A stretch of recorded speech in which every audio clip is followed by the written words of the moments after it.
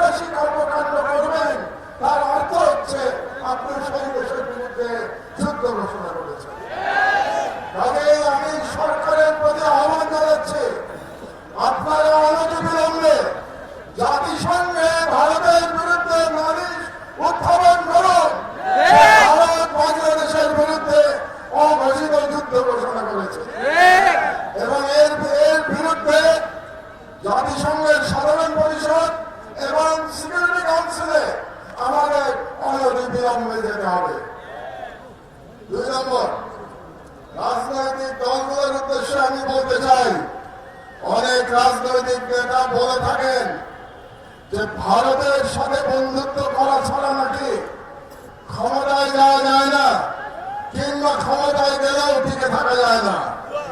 ভারতের সাথে বন্ধুত্ব করে যদি ক্ষমতায় টিকে থাকা যেত, তাহলে শেখ হাসিনাকে পালিয়ে ভারতে আশ্রয় নিতে হতো না।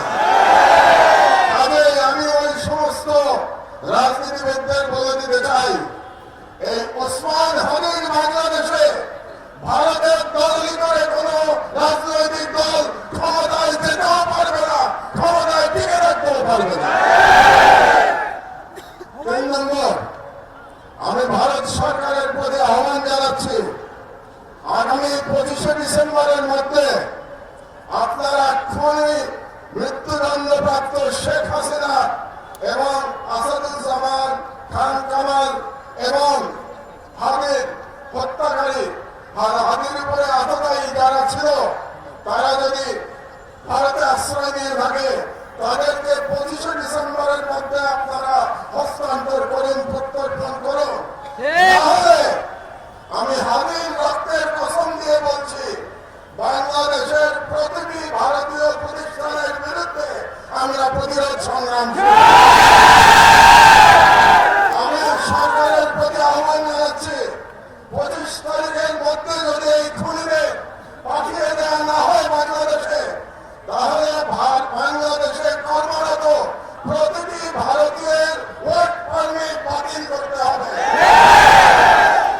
আর আমি জনগণের উদ্দেশ্যে বলতে চাই, এই অথর্ব স্বরাষ্ট্র মন্ত্রণালয় দিয়ে আমাদের নিরাপত্তা পাওয়া যাবে না, তাদের আশা আমাদের ছেড়ে দিতে হবে। কাজেই জনগণের প্রতি আমি আহ্বান জানাচ্ছি, প্রতিটি ওয়ার্ডে আপনারা আইন শৃঙ্খলা কমিটি গঠন করুন।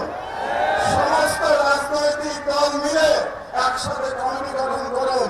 তাদের দায়িত্ব হবে ফাঁসিবাদী এবং ফাঁসিবাদী দোষরদের চিহ্নিত করে তাদেরকে আইনের হাতে সোপর্দ করা। এই দায়িত্ব জনগণকেই নিতে হবে। এই কটি কথাই আমি আজকে বলতে চাই। সন্ধ্যা হয়ে গেছে, আমাদের হাদি হয়তো এতক্ষণে সিঙ্গাপুরে পৌঁছে গেছে। আমি মহান আল্লাহ তাআলার কাছে করজোড়ে মিনতি জানাচ্ছি, ফরিয়াদ করছি, আমাদের হাদিকে আল্লাহ আমাদের মাঝে আপনার ফিরিয়ে দিন এবং হাদির সুস্থতা কামনা করে আমার বক্তব্য শেষ করছি।